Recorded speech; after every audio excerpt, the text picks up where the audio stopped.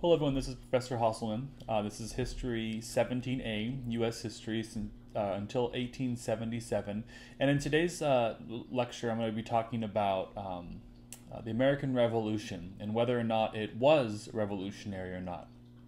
So the American Revolution is generally portrayed in terms of a unified American people rising up to defeat a great empire and establishing a democratic republic. As with all myths in history, this one contains an element of truth, but it also ignores some inconvenient facts. The colonists didn't view themselves as Americans or as undertaking a revolution, and they could never have defeated the British alone. Indeed, it was almost to spite themselves that the colonists created a revolution and a unique American ideology. Now, a key to understanding the very non-revolutionary origins of the American Revolution lies in the perceptions Americans held in 1763.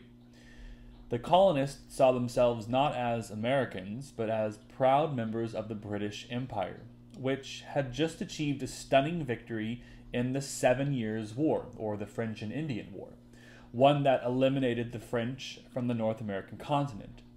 Now, unlike the French or Spanish empires, the British Empire was not a monarchical tyranny. Parliament had asserted supremacy over the monarchy in the so-called Glorious Revolution of 1688. So again, even though England or Great Britain or the British Empire had a king, it was really Parliament that had asserted supremacy by 1688. This action of Parliament asserting its authority was justified by John Locke, who I mentioned in class, and others with what we called the social contract theory of government, whereby governments exist through the consent of the governed to protect certain natural rights, and the government that did not protect them should be overthrown.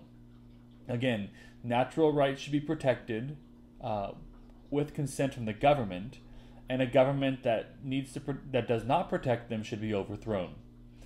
Colonists were proud to be part of this liberty-loving British Empire, but that perception would change dramatically over the next decade in response to acts by Parliament. To put an end to continued warfare with Indians in the West and the rising costs associated with it, Parliament declared the Proclamation Line in 1763, prohibiting colonists from crossing the Appalachian Mountains into Indian territories with troops to enforce the prohibition. Parliament also levied taxes on the colonies to pay off some of the debt incurred during the 7 Years' War, from which the colonists had benefited most.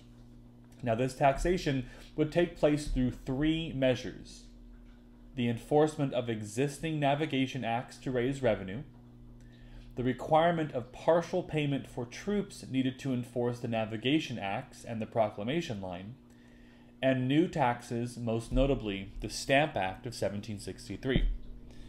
Now, the colonists saw the proclamation line as denying them the fruit of their military victory and the land they needed to survive economically. They also realized that enforcement of the navigation acts would interfere with smuggling, without which the colonial economies could not survive. Now, the colonists further complained that the enforcement mechanisms for these new taxes violated their rights as Englishmen by allowing for the issuance of search warrants without evidence and trial by admiralty courts without juries. The new direct taxes from Parliament were seen as invalidating the powers of the colonial assemblies to tax, thus the cry of no taxation without representation.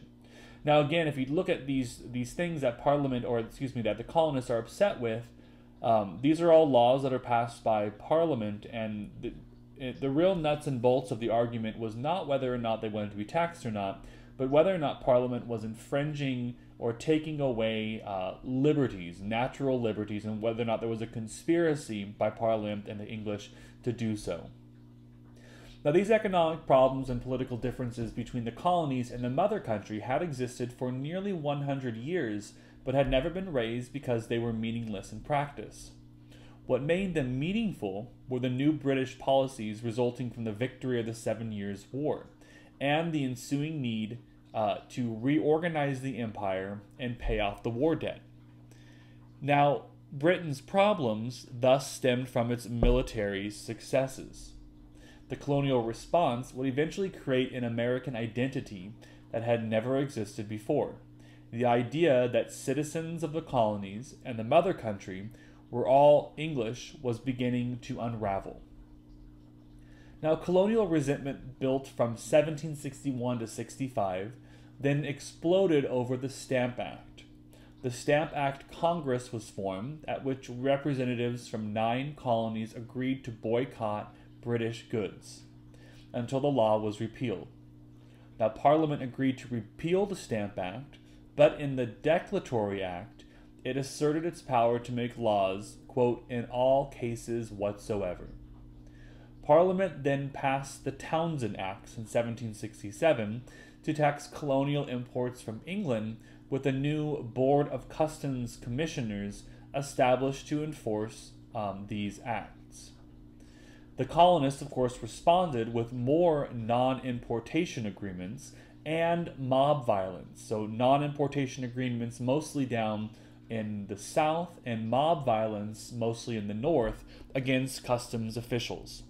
Troops were called in, leading to the Boston Massacre, which was discussed in class, and the intensification of the so-called country ideology, with its attendant fears of parliamentary corruption and a royal plot to establish despotism. So again, we have that conspiracy to infringe upon British liberties in the colonies. In 1773, the Tea Act allowed the bankrupt British East India Company to sell tea in the colonies, paying a tax of only 1 penny.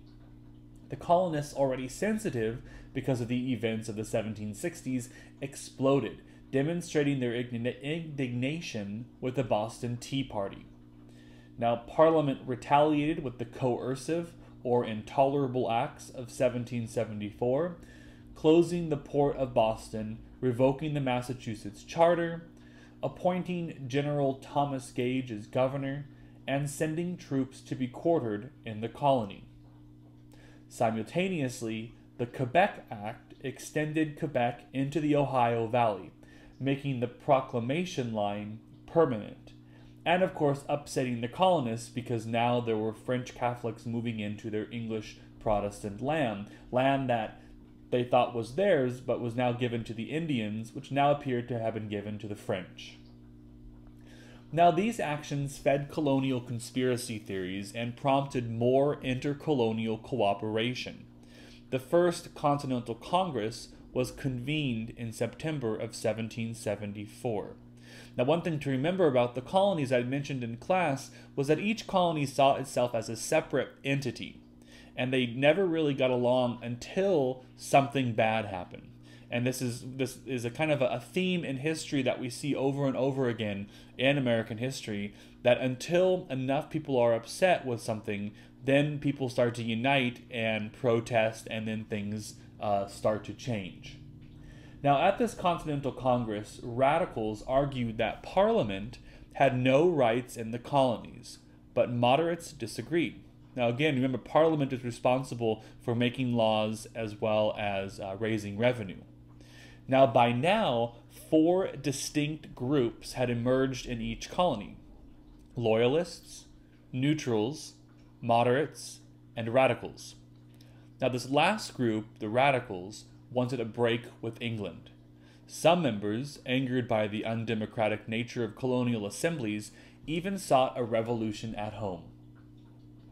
Now, the moderates controlled the Continental Congress and most colonial assemblies, but their position could hold only if the king and parliament agreed with it, which they did not. Instead, London ordered General Gage to arrest John Adams and John Hancock, and to seize guns and ammunition being collected at Concord.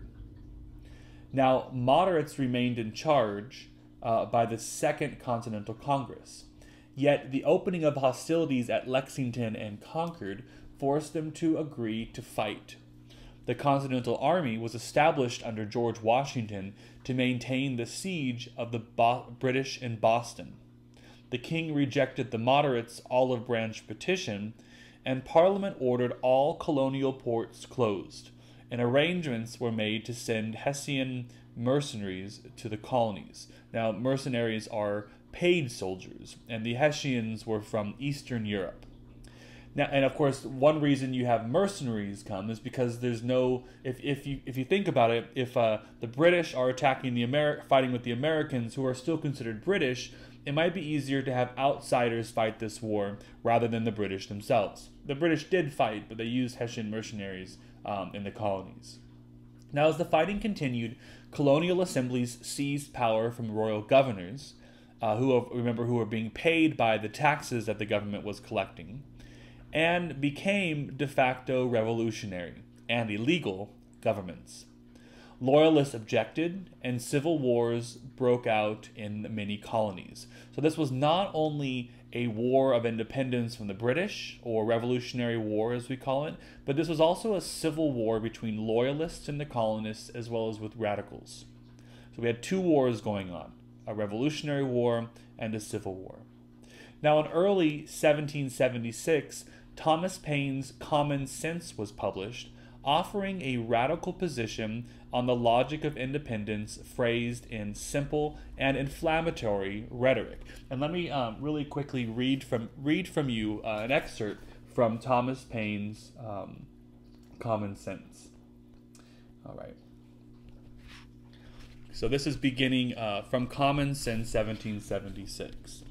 Volumes have been written on the subject of the struggle between England and America. Men of all ranks have embarked in the controversy, from different motives and with different designs, but all have been intellectual. And the period of debate is over. Arms, as the last resource, must decide the contest. The appeal was the choice of the king, and the continent has accepted the challenge. The sun never shone on a cause of greater worth. 'Tis not the affair of a city, a country, a county, a province, or a kingdom, but of a continent, of at least 1/8 part of the habitable globe. 'Tis not the concern of a day, a year, or an age. Posterity are virtually involved in the contest, and will be more or less affected, even to the end of time, by the proceedings now. Now is the seed time of continental union, faith, and honor. Now I have heard it asserted by some that as America has flourished under her former connection with Great Britain, the same connection is necessary toward her future happiness, and will always have the same effect. Nothing can be more fallacious than this kind of argument. We may as well assert that because a child has thrived upon milk, that it is never to have meat, or that the first 20 years of our lives is to become a precedent for the next 30. So in other words, Thomas Paine believes here that just because we're a young group of colonies, that doesn't mean we have to remain under the yoke of Great Britain. And he continues, so reconciliation is now a fallacious dream. Nature has deserted the connection, and art cannot supply her place. For as Milton wisely expresses, never can true reconcilement grow where mounds of deadly hate have pierced so deep. There is something very absurd in supposing a continent to be perpetually governed by an island. In no instance has nature made the satellite larger than its primary planet.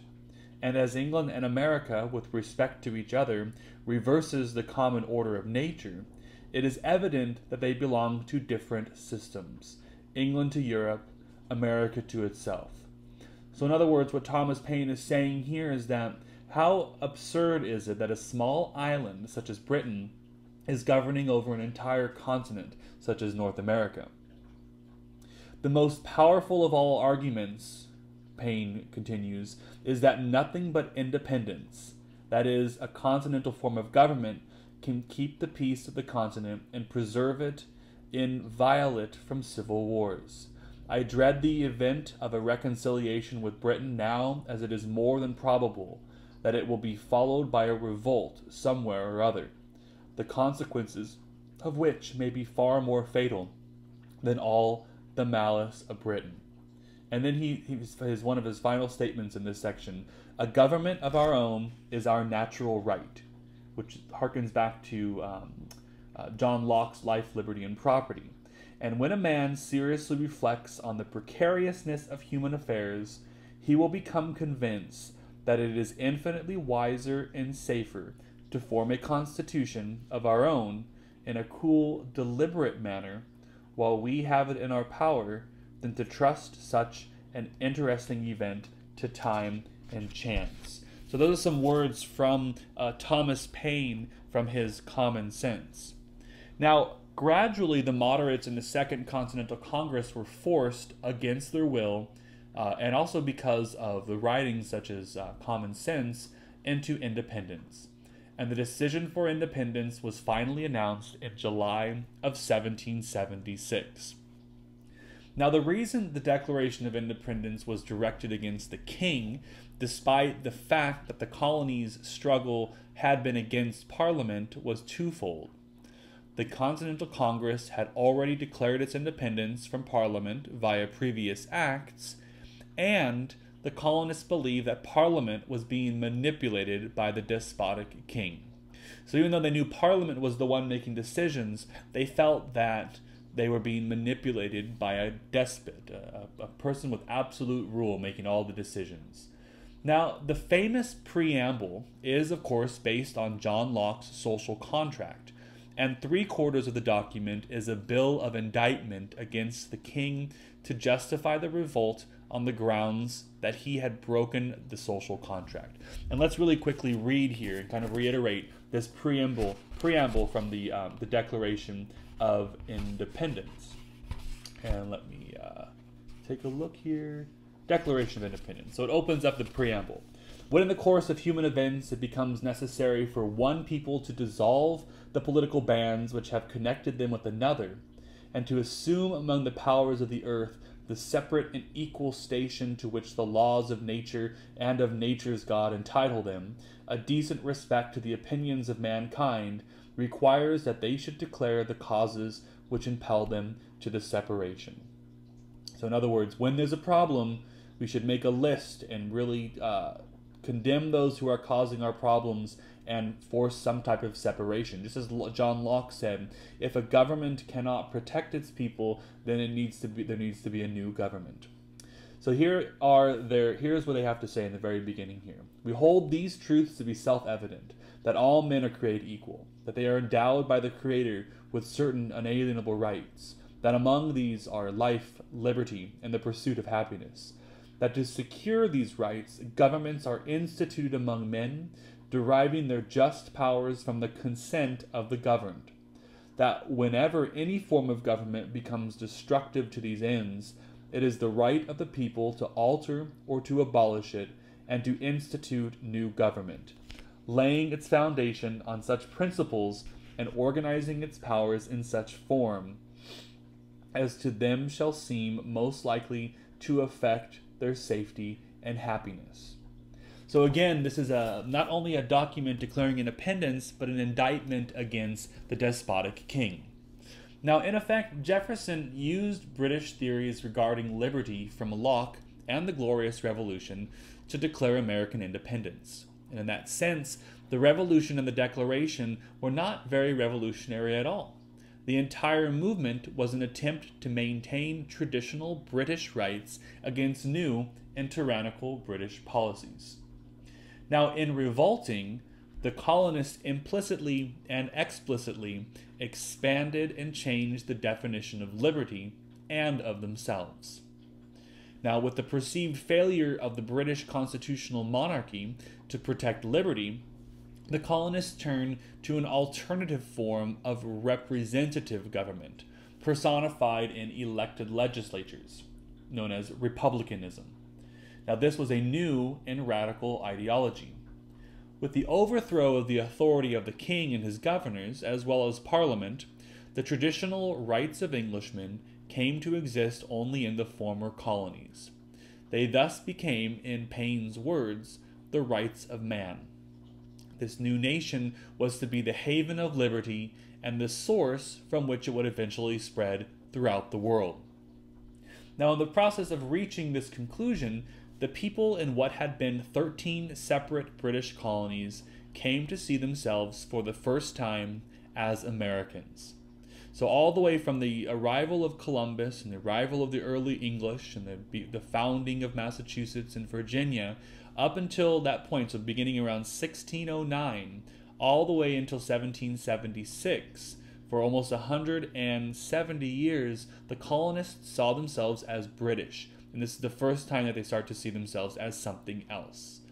The revolt had begun with the questioning of parliamentary and royal authority. But once one begins to question authority as antithetical to liberty instead of in defense of it, where does the process end? The question of home rule leads logically to the question of who should rule at home, and the answer will inexorably lead to government that is more representative and more democratic. Now, the colonists quickly learned that declaring independence and achieving it were two very different things. They would be fighting against the largest and most powerful empire in the world and against fellow colonists who remained loyal to the king. Washington was able to stave off total defeat with successful raids at Trenton and Princeton, but the only way to force the British to accept American independence was to obtain foreign aid, most notably from the despotic French monarchy. Now, indeed, American victory over the British would have been impossible without French money, equipment, and forces. And it's kind of ironic that they would be breaking away from this more parliamentary rule and using a more despotic or absolute monarch to back their cause. Now, the American revolutionaries thus wound up creating a new nation and cradle of liberty, only with the help of tyrannical European powers and against the wishes of their neighbors who remained loyal to England. Now, it's safe to say that the American Revolution was far less American and far less revolutionary than we might think. A variety of reasons explains the emergence and persistence of myths to the contrary.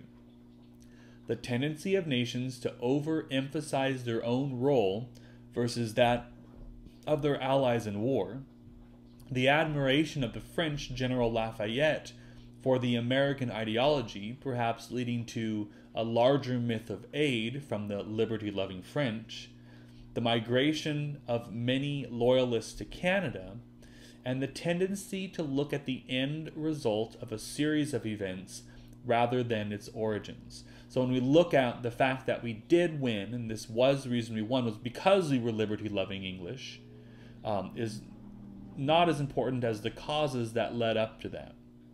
Now, what remains true is that the Americans rose up against a tyrannical British Parliament and king in a coalition that ultimately involved all the other major powers of Europe, uniting against the greatest empire in the world and making it possible for a group of rebellious colonies to form a new nation.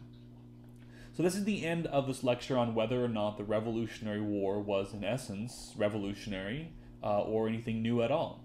And some of the questions to consider after you listen to this. Why do we tend to look at results of events rather than their origins and causes? And what other events in U.S. history have resulted that differ from their causes and origins? Okay, so again, this is History 17A with Professor Hasselman, and I hope you enjoyed today's lecture on the American Revolution.